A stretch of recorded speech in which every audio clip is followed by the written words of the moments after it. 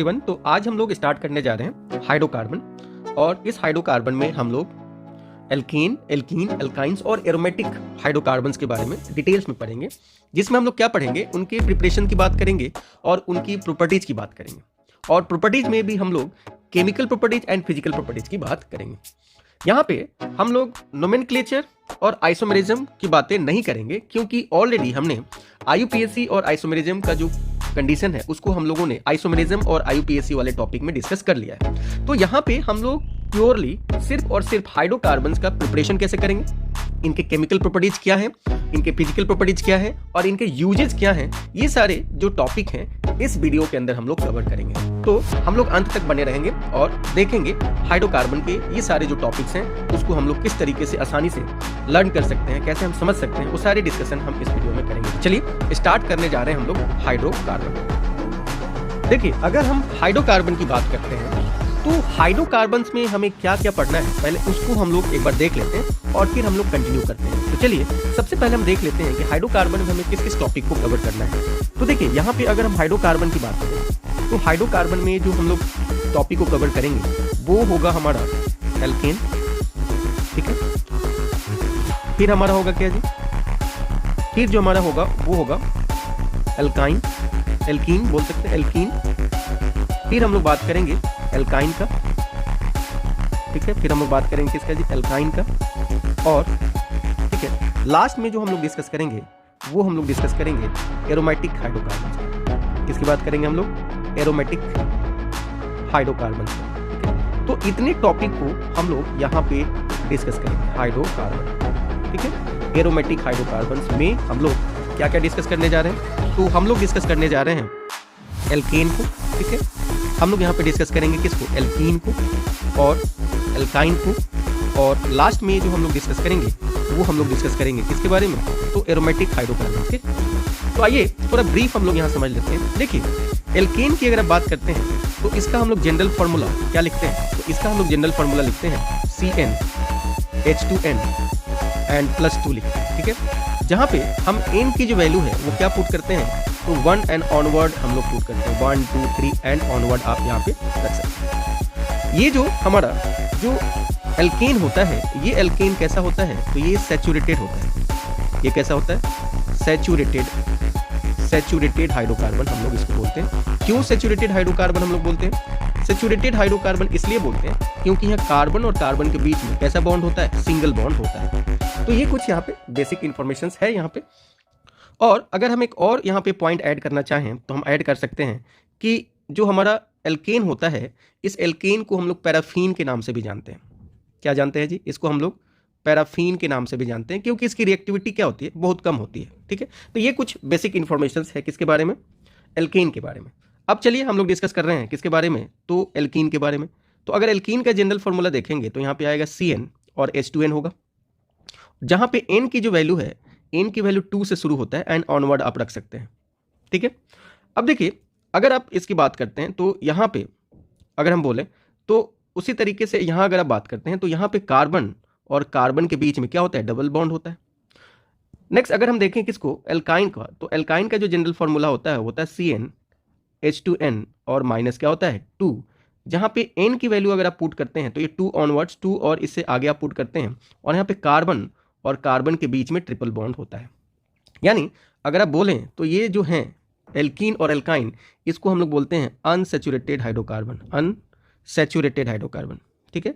Unsaturated hydrocarbon किसको बोलते हो, अनसैचुरेटेड हाइड्रोकार्बन उसको बोलते हो जिनमें कार्बन और कार्बन के बीच में क्या होता है जी, डबल बॉन्ड हो या ट्रिपल बॉन्ड हो, तो उसको हम लोग क्या बोलते हैं, that is called unsaturated hydrocarbon. यहाँ पे हम लोग एक पॉइंट और ऐड कर सकते हैं कि जो आपका एल्कीन होता है इसको हम लोग ओलिफिन के नाम से भी जानते हैं, तो it is also called olefin, ठीक है।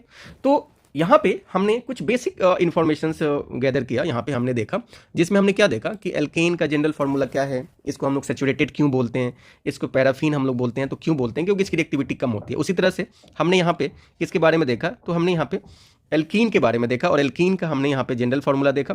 और यहाँ एल्कीन में हम लोग देखेंगे कि डबल बॉन्ड होता है कार्बन कार्बन के बीच में, और एल्कीन को हम लोग ओलिफिन के नाम से जानते हैं, ठीक है। उसी तरीके से अगर हम एल्काइन की बात करें तो एल्काइन का जनरल फॉर्मूला हमारा क्या होता है, CnH2n-2, और यहाँ पे n की वैल्यू 2 से स्टार्ट होता है और यहाँ कार्बन और कार्बन के बीच में ट्रिपल बॉन्ड होता है, यानी इसको हम लोग क्या बोलते हैं, अनसेचुरेटेड, यानी एल्कीन और एल्काइन को हम लोग अनसेचुरेटेड बोलते हैं। अब देखिए, अब हम अगर बात करें किसके बारे में, अगर हम इसके बारे में बात करें तो ये एक अलग ही टाइप का हाइड्रोकार्बन है, ठीक है, जिसका फर्स्ट जो मेंबर होता है वो आपका क्या होता है, बेंजीन होता है, ठीक है।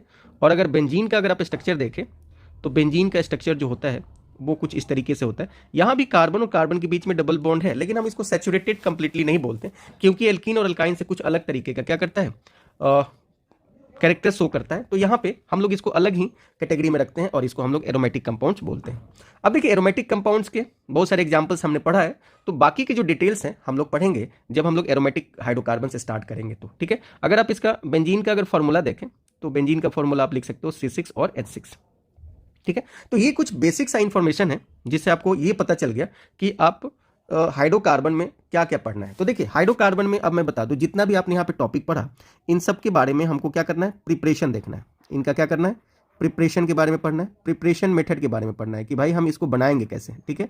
ये पहला मेथड, ये हमें पढ़ना है। दूसरा जो हमें पढ़ना है वो पढ़ना है इनकी प्रॉपर्टीज। इनकी क्या पढ़नी है जी, हमें प्रॉपर्टीज। और प्रॉपर्टीज की अगर आप बात करते हैं तो प्रॉपर्टीज में भी हम लोग दो तरीके की बातें करेंगे। एक तो हम लोग फिजिकल की बात करेंगे, तो एक आपका हो गया फिजिकल प्रॉपर्टीज, ठीक है। और दूसरा जो सेकंड हम लोग डिस्कस करेंगे, वो सेकंड डिस्कस करेंगे हम लोग केमिकल प्रॉपर्टीज, ठीक है। तो इतने प्रॉपर्टीज के बारे में हम लोग यहाँ पे क्या करेंगे, डिस्कस करेंगे। और ये सारे जो है ये सबके बारे में पढ़ेंगे, चाहे वो एल्केन का प्रिपरेशन करना हो या एल्केन की प्रॉपर्टीज देखना हो, चाहे एल्कीन का, एल्काइन का और एरोमेटिक हाइड्रोकार्बन का, तो सबके बारे में हम लोग वन बाई वन क्या करेंगे, डिस्कस करेंगे। तो आइए अब हम लोग हाइड्रोकार्बन्स में जो डिस्कस करने जा रहे हैं वो डिस्कस करने जा रहे हैं, और वो क्या है डिस्कस करने के लिए, तो वो है हमारा एल्केन, ठीक है।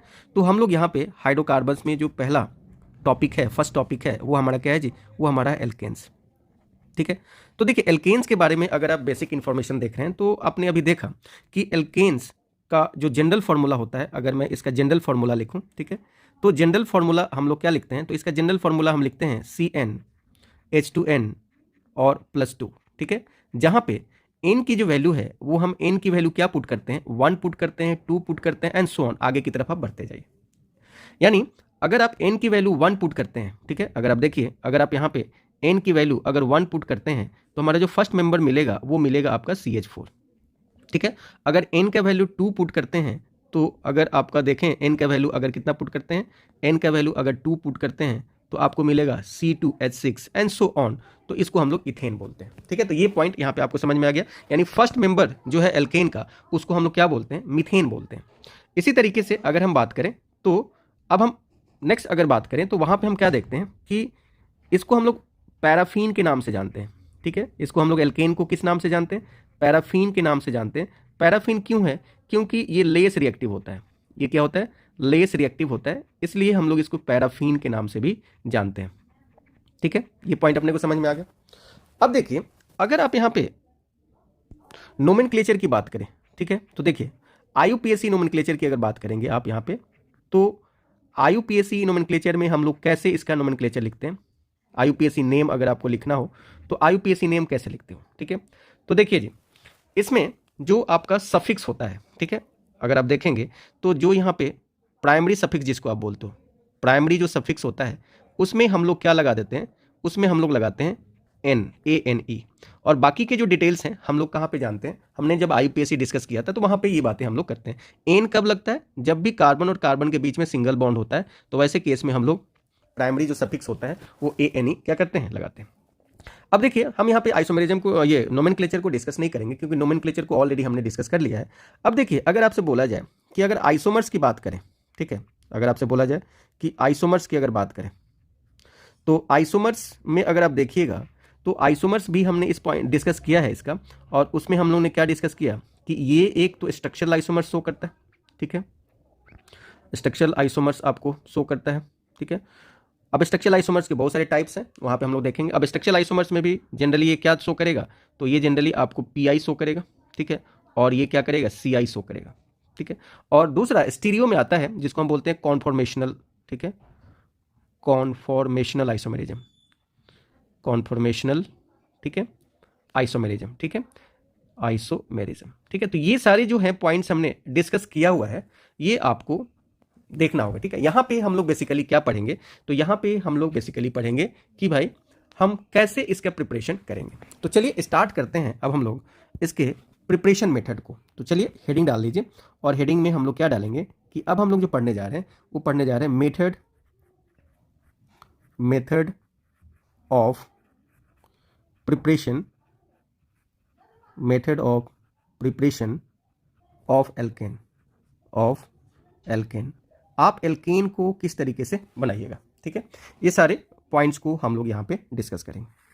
तो देखिए जी, यहाँ पे अगर हम बात करें तो जो फर्स्ट पॉइंट हम डिस्कस करने जा रहे हैं वो डिस्कस करने जा रहे हैं, और वो है आपका रिडक्शन। ठीक है, आपको यहाँ पे हम लोग डिस्कस करेंगे कि हम रिडक्शन करा के, ठीक है, एल्केन बना सकते हैं जी। ठीक है, तो रिडक्शन कैसे कराओगे आप, इसका क्या मतलब होता है, पहले उसको समझते हैं। तो देखिए, रिडक्शंस में हम लोग जनरली क्या पढ़ेंगे, रिडक्शंस में देखिए क्या क्या हो सकता है।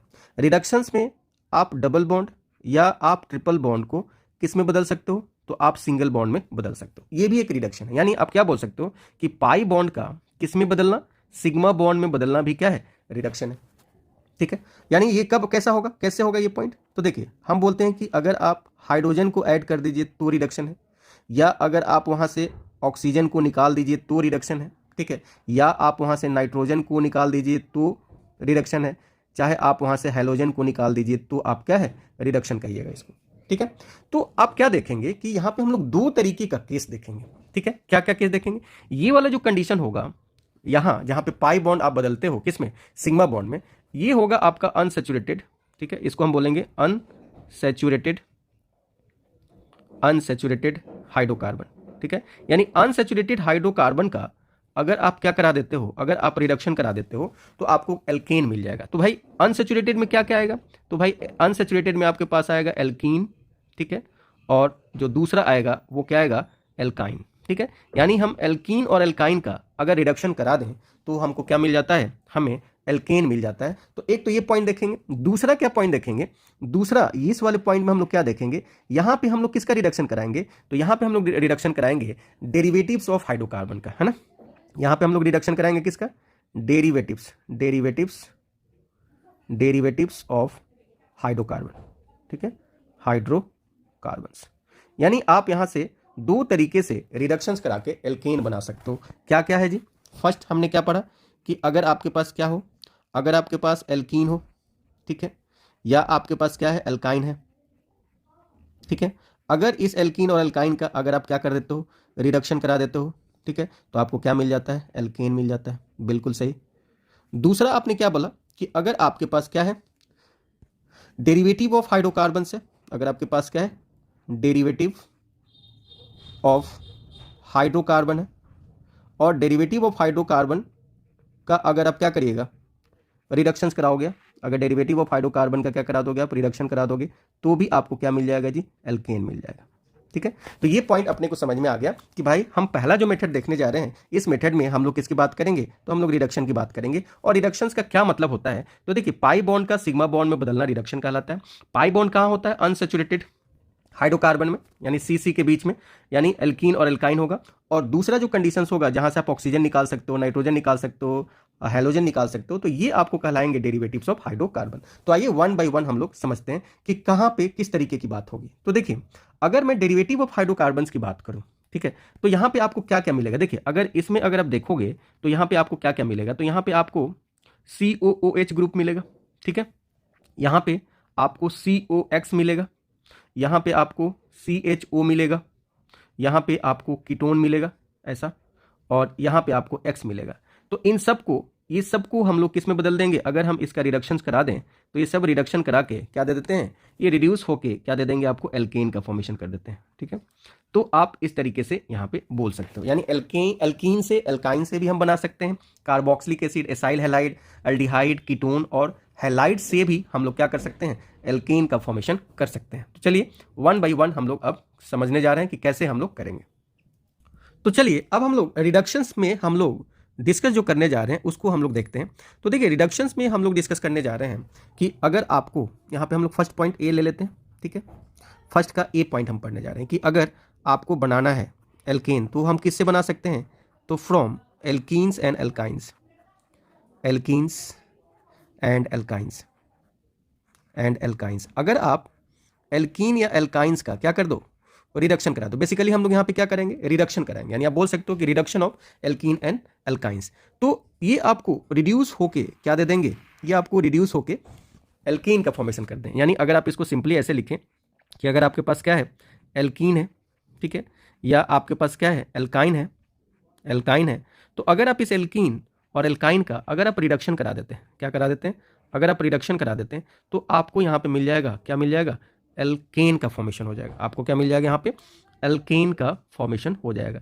यानी आप क्या देख रहे हो कि इनके पास कौन सा बॉन्ड है, इनके पास पाई बॉन्ड है, और यहाँ पे अगर आप देखोगे तो यहाँ पे आपका क्या हो जाएगा, सिग्मा बॉन्ड है।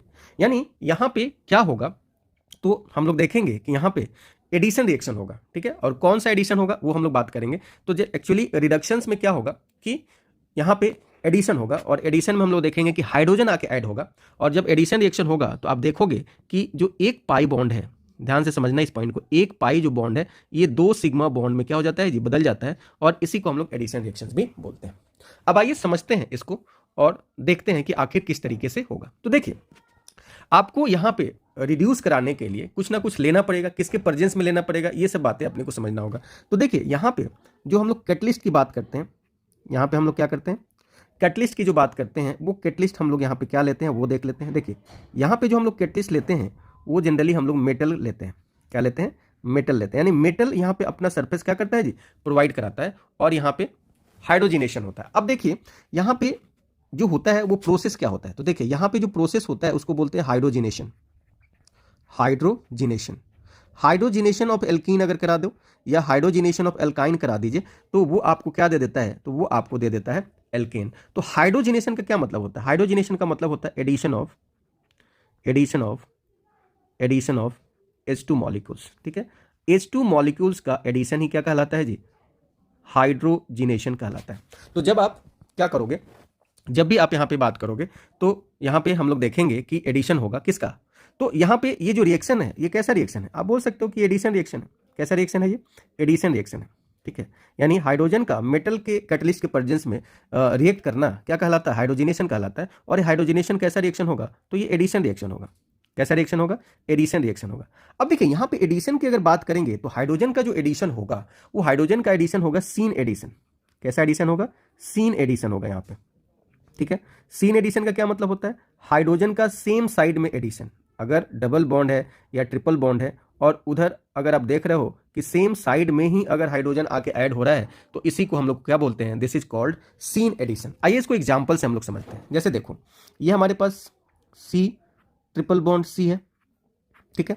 अगर मैं इसमें क्या कर दूं, अगर मैं यहाँ पे H2 ले लूं और यहाँ पे मैं कैटलिस्ट ले लूं, ठीक है। कैटलिस्ट की हम बात करेंगे अभी आगे चल के क्या क्या ले सकते हैं। तो यहाँ पे देखो क्या होगा कि जो आपका ये जो है एक पाई बॉन्ड यहाँ टूटेगा और 2 सिग्मा बॉन्ड में जुड़ेगा। तो यहाँ पे जो हाइड्रोजन ऐड होगा, देखिए वो दोनों एक ही साइड ऐड हो रहा है, नीचे इधर हम दिखा रहे हैं तो इधर भी ये इधर ही ऐड हो रहा है, ठीक है। उसी तरीके से और आगे बढ़ते हैं, तो और अगर आगे बढ़ते हैं फिर हम इसको क्या करते हैं, H2 देते हैं और इसको हम लोग कैटलिस्ट देते हैं, ठीक है, कैटलिस्ट देते हैं। तो ऐसे केस में आप देख लीजिए, पहले तो आप यहाँ पे C, अब ये डबल बॉन्ड सिंगल बॉन्ड में बदल जाएगा, ठीक है। पहले से यहाँ पे क्या अटैच था, तो देखिए इधर पहले से H अटैच था, इधर भी पहले से H अटैच था। अब देखिए जो दूसरा H अटैच हुआ वो एक साइड हुआ ऊपर, ठीक है। तो आप क्या देख रहे हो कि ये आपका क्या था, ये आपका था एल्काइन, दिस इज एल्काइन, ठीक है। ये क्या बन गया एल्काइन से एल्कीन, और फाइनली ये एल्कीन से किस में बदल गया, यहाँ पे आप देख रहे हो कि ये एल्केन में बदल गया। तो देखो यहाँ पे कितने पाई बॉन्ड था, 2 पाई बॉन्ड था, यहाँ पे कितना हो गया 1 हो गया, और यहाँ पे पाई बॉन्ड 0 हो गया। यानी यहाँ पूरा का पूरा जो पाई बॉन्ड है वो खत्म हो गया। यहाँ पे पाई बॉन्ड 1 था, ठीक है। यहाँ पे आपके पास पाई बॉन्ड कितना था, 2 था। यहाँ पे आपका पाई बॉन्ड क्या था जी, 2 था, ठीक है। तो आप क्या देख रहे हो कि जैसे जैसे आप हाइड्रोजन को ऐड करते जा रहे हो वैसे वैसे आपका पाई बॉन्ड क्या होते जा रहा है जी, सिग्मा बॉन्ड में बदलते जा रहा है। तो इस एडिशंस को हम लोग क्या नाम देते हैं, सीन एडिशन बोलते हैं। क्या बोलते हैं हम लोग इसको, सीन एडिशन बोलते हैं। अब देखिए जो यहाँ पे हम लोग कैटलिस्ट की बात करते हैं वो क्या क्या लेते हैं वो थोड़ा देख लेते हैं। तो देखो कैटलिस्ट की अगर आप बात करोगे तो कैटलिस्ट में आप यहाँ पे क्या क्या ले सकते हो उसको थोड़ा हम लोग समझ लेते हैं। तो यहाँ पे देखिए, यहाँ पे आपको एरो के ऊपर ऐसा कुछ दिया रहेगा, ठीक है। यहाँ पे आपको दिया रहेगा PD या पीटी ले सकते हो। और ये जो लेते हैं ये ऑर्डिनरी टेम्परेचर पे लेते हैं एंड प्रेशर पे लेते हैं, at ordinary temperature and pressure. ठीक है। दूसरा जो हम बात करने जा रहे हैं वहाँ पे आपके पास होता है निकल, और निकल को आप लेते हो 200 से 300 डिग्री सेल्सियस पे। और जहाँ पे आप निकल के प्रेजेंस में हाइड्रोजन का एडिशन कराते हो इस रिएक्शंस को बोलते हैं सेबेटियर एंड सेंडरसन रिएक्शन, एंड सेंडरसन रिएक्शन। ठीक है, तो ये आपको याद रखना पड़ेगा। ठीक है, और लास्ट जो है वहाँ पे हम लोग लेते हैं रेनी निकल। रेनी निकल का क्या मतलब हुआ कि थोड़ा सा यहाँ पे जो निकल होता है उसको हम लोग फाइन बना देते हैं, मतलब उसको तोड़ के पाउडर की तरह हम लोग कुछ उसको यूज कर देते हैं, तो इसको बोलते हैं रेनी निकल। ठीक है, इसको आप क्या बोल सकते हो, this is fine grains of निकल। और यहाँ पे आप एल्यूमिनियम भी इसके साथ लगा देते हो और एट रूम टेम्परेचर, तो यहाँ पे ये रूम टेम्परेचर पे ही रिएक्ट कर जाता है। तो ये आपका कुछ कंडीशंस है, ये आपको क्या करना है जी, याद रखना। अगर सिंपल निकल लोगे तो हाई टेम्परेचर पे रिएक्शन होगा, लेकिन रेनी निकल अगर लोगे तो उस केस में आपका रिएक्शन किस पे हो जाएगा, तो उस पे आपका रिएक्शन जो होगा वो नॉर्मल एट रूम टेम्परेचर पे होगा। तो आइए अब हम लोग 1 by 1 करके समझते हैं। चलिए अब हम लोग कॉन्सेप्ट को समझते हैं। हमने देख लिया कि रिडक्शंस हो रहा है और रिडक्शंस में किस तरीके से रिएक्शन होगा वो हम लोग देख रहे हैं। तो चलिए फर्स्ट रिएक्शन हम लेने जा रहे हैं। ठीक है, रिएक्शन फर्स्ट ले रहे हैं हम लोग। इसमें हम क्या ले रहे हैं, इसमें हम ले रहे हैं CH2 डबल बॉन्ड और CH2।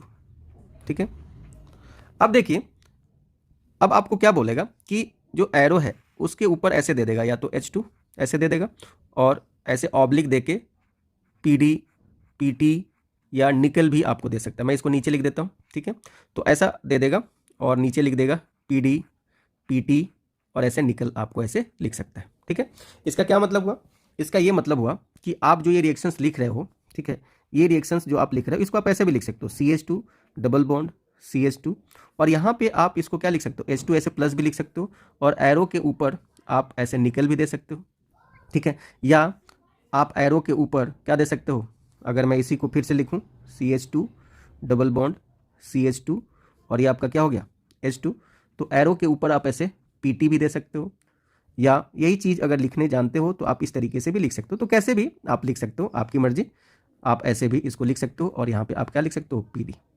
ठीक है, देखिए सभी केस में जो आपका प्रोडक्ट बनेगा वो एक ही बनेगा, और उसमें होगा क्या कि जो ये हाइड्रोजन है यहाँ से एक हाइड्रोजन जो होगा एक कार्बन के साथ जुड़ जाएगा। देखिए ये CH2 है और ये आपका क्या बन गया CH2, और एक हाइड्रोजन यहाँ के जुड़ जाएगा और एक हाइड्रोजन यहाँ पे जुड़ गया।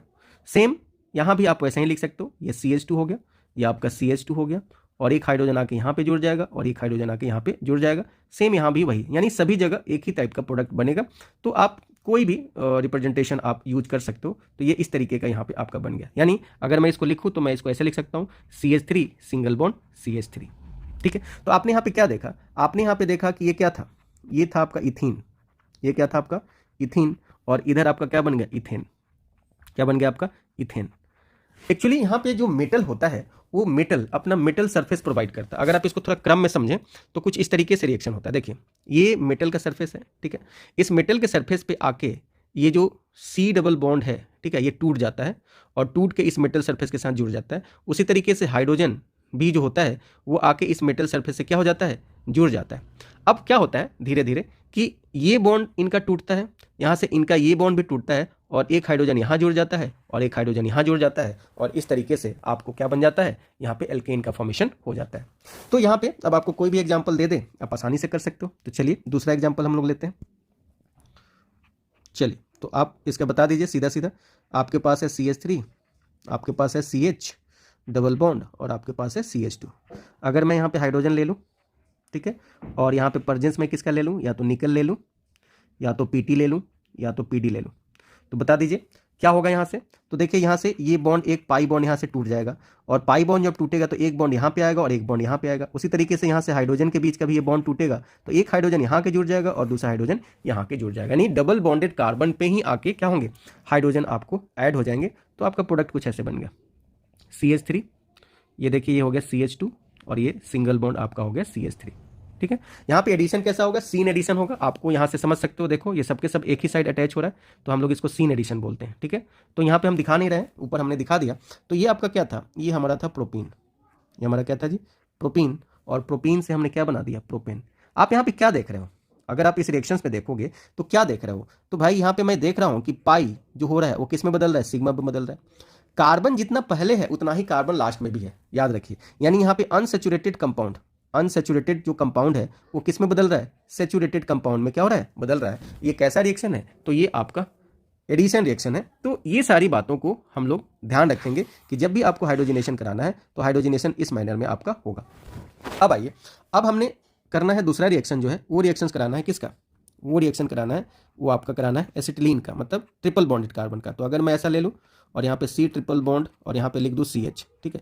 तो अब देखिए यहाँ पे अगर आप इसको एक स्टेप में कराना चाहते हो तो आपको क्या करना पड़ेगा, ज़्यादा हाइड्रोजन लेके चलना पड़ेगा, यानी 4 मॉलिक्यूल्स, मतलब 4 एटम, यानी 2 मॉलिक्यूल हाइड्रोजन लेके चलना होगा। और डायरेक्टली आप यहाँ पे करा सकते हो, जैसे ऊपर में हमने क्या करा था, पहले ट्रिपल बॉन्ड को डबल में, फिर डबल को सिंगल में बदला था। आप यहाँ पे ऐसे नहीं करा सकते हो, डायरेक्ट भी करा सकते हो, या 1 by 1 भी आप यहाँ पे करा सकते हो। तो फाइनली मैं यहाँ पे लिख दे रहा हूँ, तो ये आपका हो गया CH3, ये हो गया आपका CH2 और ये हो गया आपका CH3। ठीक है, यानी एक इंटरमीडिएट स्टेप बना होगा जिसमें किसमें बदला होगा, ये बदला होगा CH3 और ये बदला होगा CH डबल बॉन्ड और ये बदला होगा CH2 और ये फिर फाइनली किसमें बदल गया होगा, इसमें। तो आप इस तरीके से यहाँ पे लिख सकते हो। तो ये आपका क्या है, ये आपका प्रोपाइन है। ठीक है, तो प्रोपाइन से आपको क्या मिल गया, प्रोपेन मिल गया। प्रोपाइन से क्या मिल गया आपको, प्रोपेन मिल गया। अब आइए हम लोग सेकेंड मेथड की बात करने जा रहे हैं। रिडक्शन में हम लोग सेकेंड मेथड जो देखने जा रहे हैं वो देखने जा रहे हैं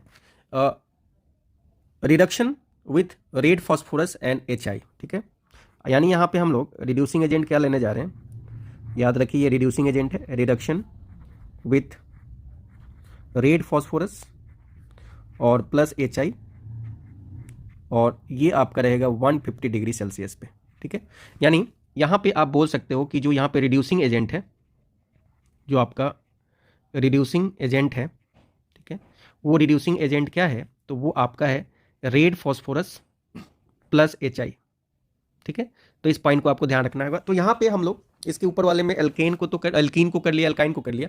अब यहाँ पे देखिए करता क्या है, यहाँ पे मेन मकसद है उसको समझ लीजिए, फिर आपको ये बातें समझ में आ जाएगी। देखिए जो आपका HI है, ठीक है, HI जो होता है ये क्या करता है, ये removes all oxygen and adds hydrogen. यानी जहाँ जहाँ आपको क्या मिलेगा, जहाँ जहाँ आपको ऑक्सीजन होगा वहाँ से ऑक्सीजन को ये हटाएगा और ये किस में बदल देगा, ये उसको हाइड्रोजन ऐड करता जाएगा। जैसे देखिए सिंपली ये आपके पास है COH और ये डबल बॉन्ड O। तो अगर आप देखोगे तो सबसे पहले क्या करेगा, OH को यहाँ से निकाल देगा, ठीक है, और यहाँ पे H दे देगा।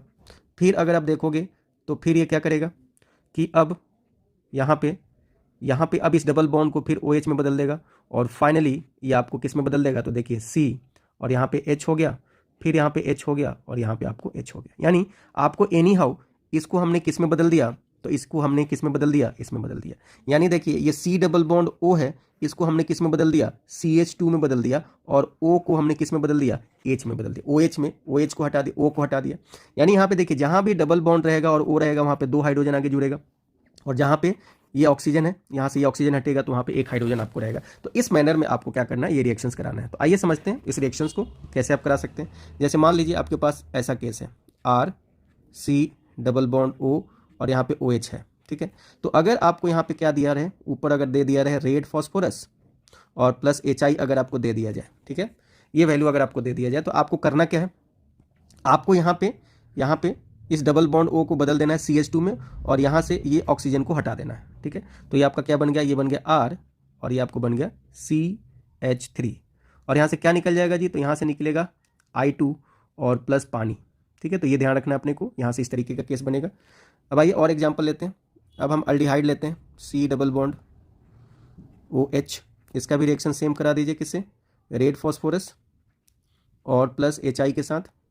तो देखिए क्या होने वाला है, यहाँ पे ये बदल जाएगा RCH3, ठीक है, और ये आपको बदल जाएगा I2 और ये बदल जाएगा आपका H2, ठीक है। तो हम बार बार नहीं लिखेंगे I2 और H2, हम यहाँ पे फाइनली सिर्फ हम ये प्रोडक्ट लिखेंगे। तो अब देखिए आपके पास है RC डबल बॉन्ड O और R, ये आपका क्या है जी, कीटोन है, और यहाँ पे हमने क्या ले लिया, रेड फॉस्फोरस और HI ले लिया, ठीक है।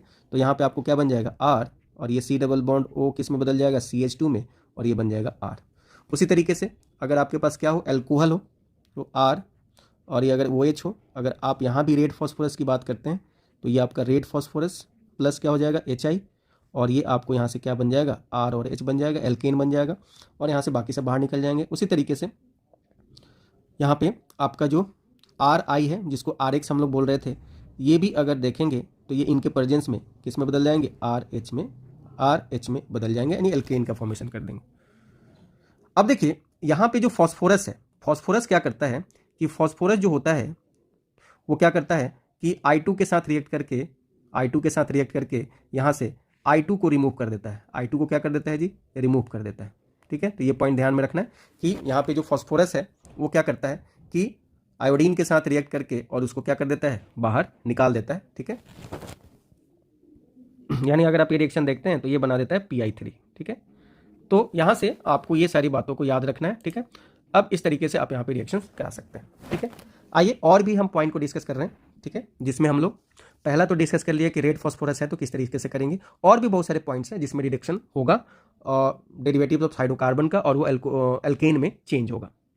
देखिए थर्ड पॉइंट जो हम डिस्कस करने जा रहे हैं, ठीक है, वो थर्ड पॉइंट है by reduction of aldehyde and ketone. देखिए ऊपर तो हमने रिडक्शंस कराया ही है, लेकिन कुछ कुछ ऐसा है जहां पे सिर्फ एल्डिहाइड और कीटोन ही रिड्यूस होगा। तो by reduction of aldehyde and ketone, देखिए इसके लिए हम इस रिएक्शंस का जो नाम बोलते हैं, फर्स्ट लेंगे हम इसमें, जिसको हम बोलते हैं क्लेमेंसन रिडक्शन। क्या बोलते हैं हम लोग, क्लेमेंसन रिडक्शन। कैसे पहचानोगे कि ये क्लेमेंसन रिडक्शन दिया हुआ है, तो देख लो जी, यहाँ पे जो रिएजेंट लोगे, जो आपका यहाँ पे रिएजेंट होगा, ठीक है, वो रिएजेंट होगा आपका जिंक अमलगम, ठीक है, और इसके साथ हम लोग लेते हैं कंसंट्रेटेड हाइड्रोक्लोरिक एसिड HCl। यहाँ पे क्या होता है, तो देखो जी, एल्डिहाइड और कीटोन का C डबल बॉन्ड O जो होता है वो आपको बदल जाता है किस में, CH2 में बदल जाता है। बस क्लेमेंसन रिडक्शंस में आपको यही बातें करनी है, ठीक है। तो यहाँ पे या तो एल्डिहाइड है या तो कीटोन है, वो आपको बदल जाएगा किस में, जैसे देखिए अगर आपके पास है CH3, आपके पास है C डबल बॉन्ड O, और ये आपके पास है H। अगर एरो के ऊपर क्या दे दिया गया है, जिंक एमलगम, ठीक है, और आपको दे दिया है कंसंट्रेटेड HCl, तो आप सीधा इसको बना दीजिए किस में, R, या R नहीं लिखेंगे, CH3 लिखेंगे, यानी ये बन गया आपका CH3 और ये भी आपका बन गया CH3, ठीक है। बाकी यहाँ से ऑक्सीजन जो है वो बाहर निकल जाता है, ठीक है। तो ये पॉइंट अपने को ध्यान रखना है। अगर आपके पास कीटोन है CH3 C double bond O, और आपके पास है CH3, अगर इसका भी रिएक्शंस आप सेम कंडीशंस में कराते हो तो C डबल बॉन्ड O को बाहर निकाल लेना है, तो C डबल बॉन्ड O आपको बाहर निकल गया, ठीक है, और ये आपका बन गया एल्केन, ठीक है। तो आप यहाँ पे क्या देख रहे हो कि जितने नंबर कार्बन आपके पहले हैं उतना ही प्रोडक्ट में भी आपको मिलेगा। दूसरा जो केस है इनके रिडक्शंस का, वो है आपका उल्फ किश्नर रिडक्शन। वो क्या है, that is Wolff Kishner reduction. तो इसको थोड़ा सा मैं अरेंज कर लेता हूँ और यहीं पे हम उसको डिस्कस कर लेंगे।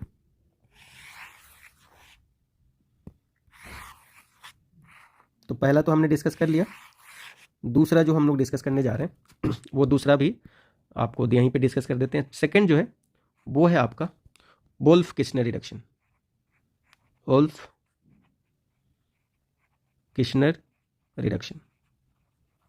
देखिए तो यहाँ पे आपको क्या करना है, देखिए यहाँ पे भी वही केस हो रहा है, यहाँ पे भी आपका C डबल बॉन्ड O जो हो रहा है वो बदल रहा है CH2 में, लेकिन याद रखिए कि जो आप यहाँ पे रिएजेंट लेंगे, ठीक है, रिएजेंट जो लेते हैं वो लेते हैं हाइड्रोजन, NH2 को हाइड्रोजन बोलते हैं हम लोग, और इसको हम लोग लेते हैं बेस के प्रेजेंस में OH माइनस, और साथ ही साथ हम लोग यहाँ पे ग्लाइऑक्सॉल लेते हैं CH2OH और CH2OH, ठीक है। तो ये आपको ध्यान में रखना है, ठीक है। और यहाँ पे भी क्या होता है, C double bond O aldehyde का और कीटोन का किस में बदल जाता है, CH2 में आपका बदल जाता है। तो बस आपको ये ध्यान रखना है, जैसे मान लीजिए आपके पास है CH3 C double bond O और ये हो गया आपका CH3, ठीक है। अब आप इसका रिएक्शन किसके साथ कराइए, हाइड्रोजन के साथ NH2 और OH माइनस, और आपको यहाँ पे हीट करना पड़ेगा।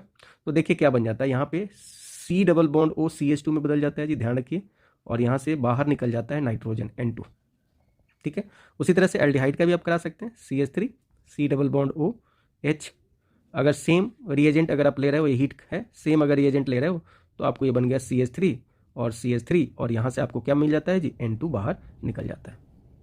चलिए नेक्स्ट जो हम बात करने जा रहे हैं उसके बारे में डिस्कस कर लेते हैं, ठीक है। जो हमारा फोर्थ पॉइंट है, ठीक है, फोर्थ पॉइंट में हम डिस्कस करने जा रहे हैं कि अगर आपके पास एल्काइल हैलाइड हो तो उसको हम लोग कैसे करेंगे, बाई रिडक्शन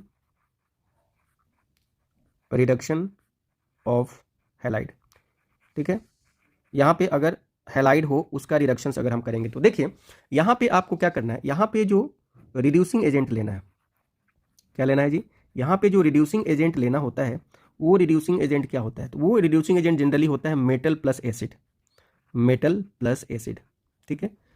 जैसे यहाँ पे आपको क्या क्या मिलेगा रिड्यूसिंग एजेंट में, ठीक है। तो देखिए आपको यहाँ पे मिलेगा जिंक के साथ HCl, बिल्कुल मेटल और एसिड हो गए। दूसरा टीन के साथ HCl, देखिए आपको मेटल मिल गया। नेक्स्ट देखिए Fe के साथ HCl, मेटल और एसिड हो गया। उसी तरीके से जिंक के साथ आपको क्या मिलेगा, एसिटिक एसिड। तो देख पा रहे हैं कि यहाँ पे हमको क्या करना है कि इतना केस अपने को लेके चलना है, ठीक है। जैसे देखिए अगर आपके पास है CH3, आपके पास है CH2 और आपके पास है Cl। अब यहाँ पे क्या होगा कि Zn और HCl क्या करेगा, इससे रिएक्ट करेगा और रिएक्ट करके ये इसको बदल देगा किस में, CH3 CH2 को 3 में बदल देगा और यहाँ से आपको ZnCl2 बाहर निकल जाएगा। उसी तरीके से आप देखिए CH3 CH2 CH2 और ये आपका क्या हो गया, ये आपका Cl है और यहाँ से आप इसके प्रेजेंस में रिएक्शन कराइए तो सभी जगह हम हाइड्रोजन को ऐड कर रहे हैं, तो ये आपका बन जाएगा CH3 CH2 और ये आपका बन जाएगा CH3। तो आप क्या देख रहे हैं, यहाँ से ये बाहर निकल गया, ठीक है, यहाँ से आपको ये बाहर निकला, यहाँ से ये बाहर निकला और इस तरीके से ये किस में बदल गया, एल्केन में आपको बदल गया। तो यहाँ पे हमने क्या देख लिया, हमने यहाँ पे देख लिया कि रिडक्शन से हम कैसे एल्केन का फॉर्मेशन कर सकते हैं। अब हम लोग दूसरे पॉइंट पे आते हैं। अब आइए हम लोग नेक्स्ट एग्जांपल करने जा रहे हैं और ये हम दूसरे सेकंड की बात करें। फर्स्ट हमने डिस्कस कर लिया, सेकंड हम बात करने जा रहे हैं कि अगर आप हेलो एल्केन का रिएक्शन सोडियम के साथ करा देते हैं, reaction of halo alkanes with sodium, ठीक है। तो देखिए इस रिएक्शंस को हम लोग क्या बोलते हैं, तो देखिए इस रिएक्शंस को हम बोलते हैं, इसमें हम फर्स्ट देखने जा रहे हैं वुर्ज रिएक्शन। तो फर्स्ट हम लोग लिख रहे हैं बाई वुर्ज रिएक्शन। तो देखिए वुर्ज रिएक्शन में होता क्या है, ये ध्यान रखना अपने को। वुर्ज रिएक्शन में होता क्या है कि आपके पास एल्काइल हैलाइड का 2 मॉलिक्यूल्स होता है, ठीक है, और आपके पास सोडियम का भी 2 मॉलिक्यूल होता है। ऐसे इसको हम अरेंज करने के लिए देखिए हम अगर इसको 2 मॉलिक्यूल यहाँ पे ऐसे ले लें, ठीक है, और एरो के ऊपर ध्यान रखना है ड्राई ईथर होना चाहिए। क्या होना चाहिए, ड्राई ईथर। एक्वस कंडीशंस में ये रिएक्ट नहीं करेगा क्योंकि एक्वस कंडीशन में सोडियम रिएक्ट कर जाएगा किसके साथ, वाटर के साथ, और सोडियम हाइड्रोक्साइड बना लेगा तो प्रोडक्ट ही यहाँ पे बदल जाएगा। तो यहाँ पे ड्राई ईथर लेना है और ड्राई ईथर यहाँ पे इनर्ट कंडीशंस क्रिएट करता है। तो इसमें कुछ इस तरीके का केस बन जाता है, यानी हायर एल्केन का फॉर्मेशन होता है और यहाँ पे NaX बाहर निकल जाता है। अगर आप इसको अरेंज करके लिखें तो हम इसको ऐसे लिख सकते हैं RX प्लस 2Na प्लस इसको मैं लिखूँ X और इसको R, ठीक है, और एरो के ऊपर मैं क्या लिख दूँ, ड्राई ईथर। क्या लिख दूँ, ड्राई ईथर।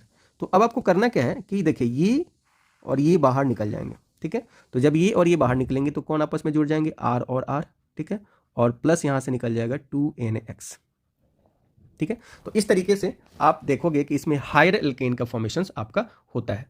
अब आइए समझते हैं कि अगर आपके पास ऐसा रिएक्शन हो, अगर मान लीजिए आपके पास CH3 हो और Cl हो और इसका रिएक्शंस अगर ऊपर दे दिया जाए Na और ड्राई ईथर, तो देखिए यहाँ पे मॉलिक्यूल्स नहीं दिया रहेगा कि 2 ही मॉलिक्यूल्स होगा, आपको अपने आप यहाँ पे आप समझना पड़ेगा। तो आपको यहाँ पे बनेगा क्या, CH3 और CH3, ठीक है, ये ध्यान रखिए, आपको अपने आप इसको समझना पड़ेगा। कैसे, इसको आपको ऐसे लिखना पड़ेगा 2 मॉलिक्यूल CH3 Cl, अपने आप समझ जाना पड़ेगा, और यहाँ पे 2Na और यहाँ पे लिखना पड़ेगा ड्राई ईथर, ठीक है।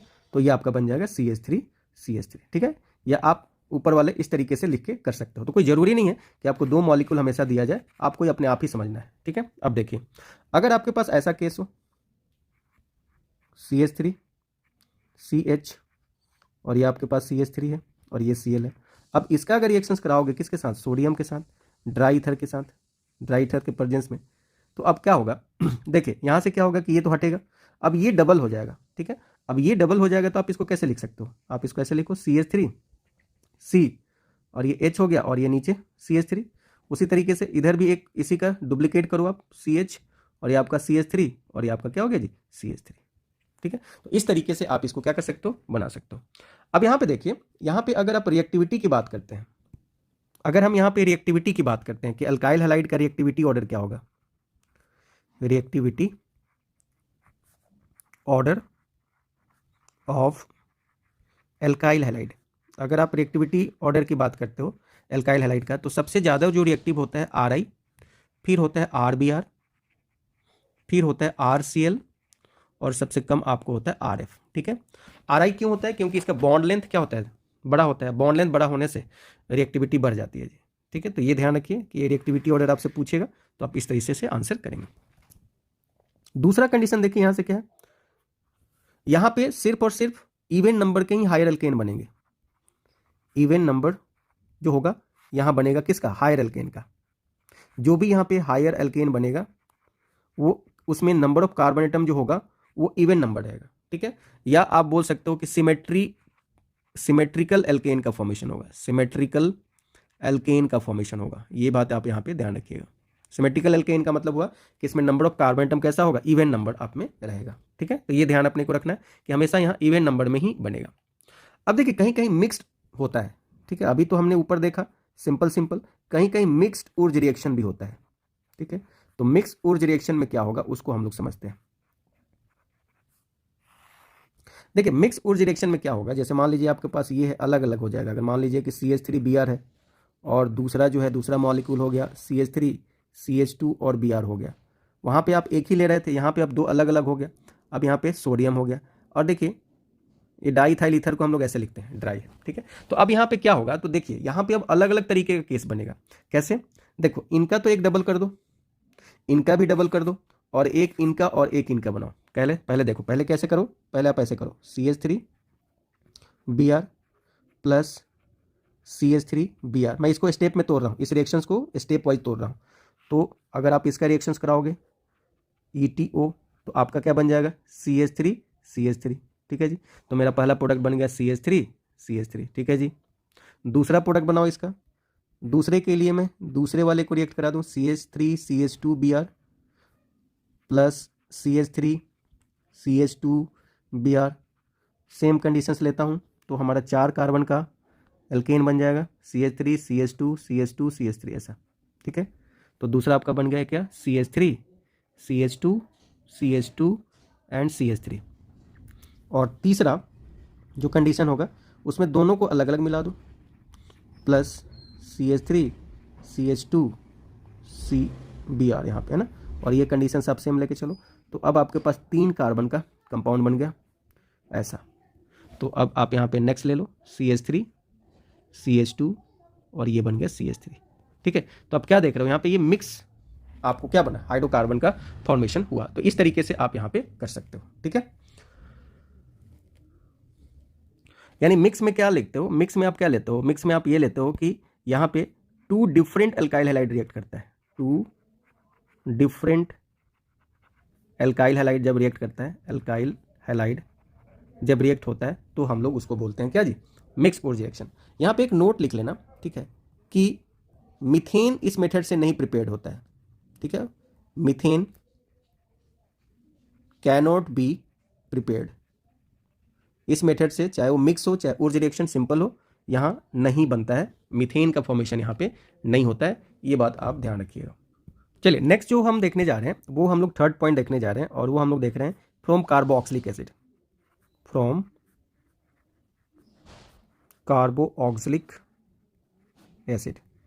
आप कार्बोक्सिलिक एसिड से भी क्या कर सकते हो, बना सकते हो एल्केन। ठीक है, कैसे, तो यहाँ पे फर्स्ट जो है वो है कोल्बे इलेक्ट्रोलिसिस। कोल्बेज इलेक्ट्रोलिसिस के थ्रू हम लोग बनाते हैं इलेक्ट्रोलिसिस। ठीक है, अब देखिए यहाँ पे होता क्या है, यहाँ पे एक प्रोसेस होता है जिसको बोलते हैं D carboxylation. D carboxylation, D carboxylation का मतलब समझ लीजिए होता है removal of CO2, removal of CO2। अगर कहीं भी CO2 बाहर निकल रहा है, यानी कार्बन और ऑक्सीजन मिलकर बाहर निकल रहा है, तो ये आपका कहलाता है। अब इसमें होता क्या, देखिए इसमें हम लोग इलेक्ट्रोलिसिस करते हैं। इसमें हम लोग जो प्रोसेस लगाते हैं वो क्या लगाते हैं, इलेक्ट्रोलिसिस। अब इलेक्ट्रोलिसिस क्या होता है जी? इलेक्ट्रोलिसिस का मतलब होता है कि आपको क्या रहेगा कि एक सेल रहेगा, ऐसा इलेक्ट्रोलाइटिक सेल रहेगा, ठीक है। इसमें एक एनोड होगा, एक कैथोड होगा, और इसको हम लोग बाहर से सर्किट से ऐड कर देते हैं। अब इसमें जो भी रहेगा वो उसका क्या हो जाएगा, ब्रेक डाउन होगा। वो क्या होगा जी? जो भी इलेक्ट्रोलाइट इसमें रहेगा वो ब्रेक डाउन होगा। कैसे? By passing electricity.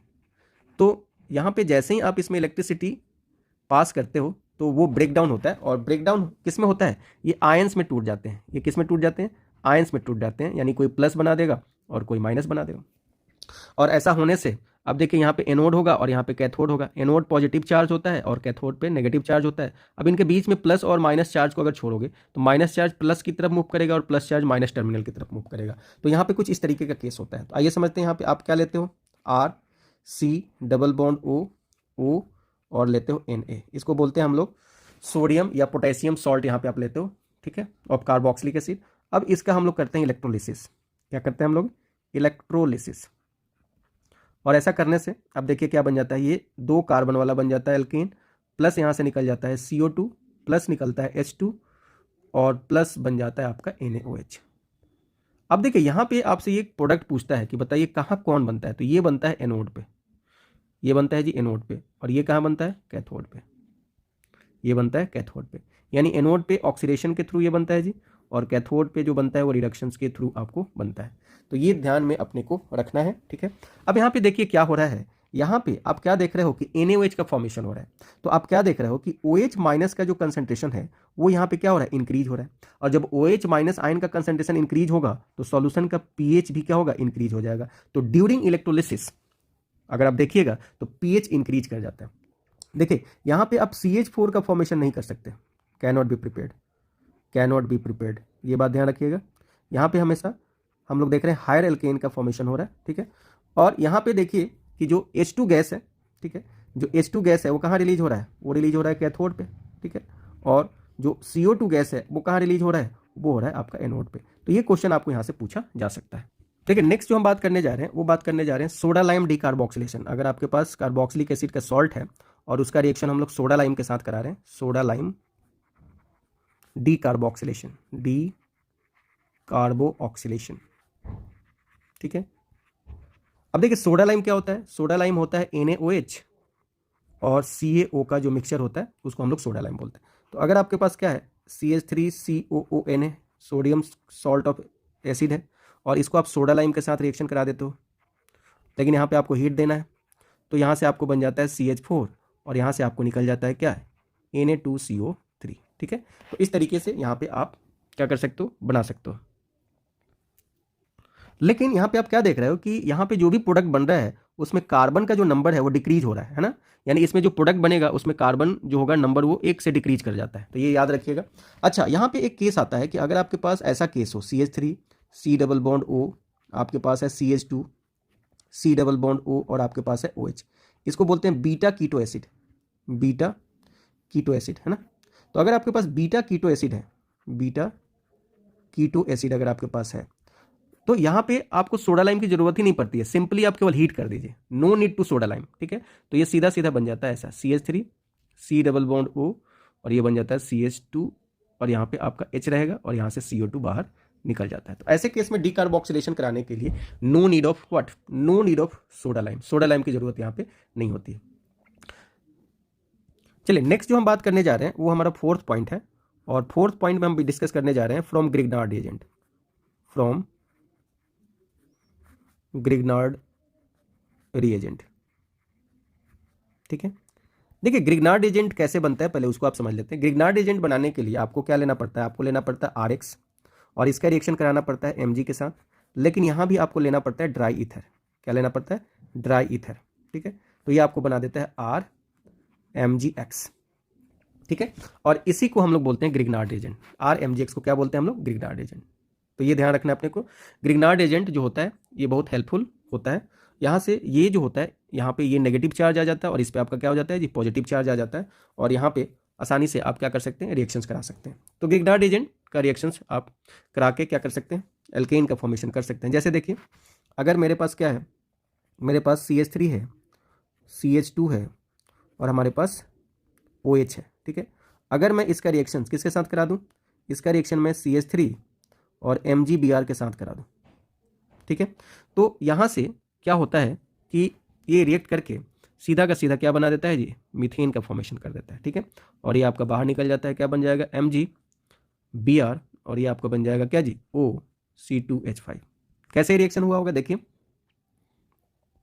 यहाँ पे इस पे आता है माइनस चार्ज, इस पे आता है प्लस चार्ज, इस पे आता है प्लस चार्ज, इस पे आता है माइनस, तो ये इसको ले लिया होगा, ठीक है, और ये वाला कहाँ चला गया होगा, इसके साथ चला गया होगा। तो इस तरीके से आप यहाँ पे बना सकते हो, ठीक है।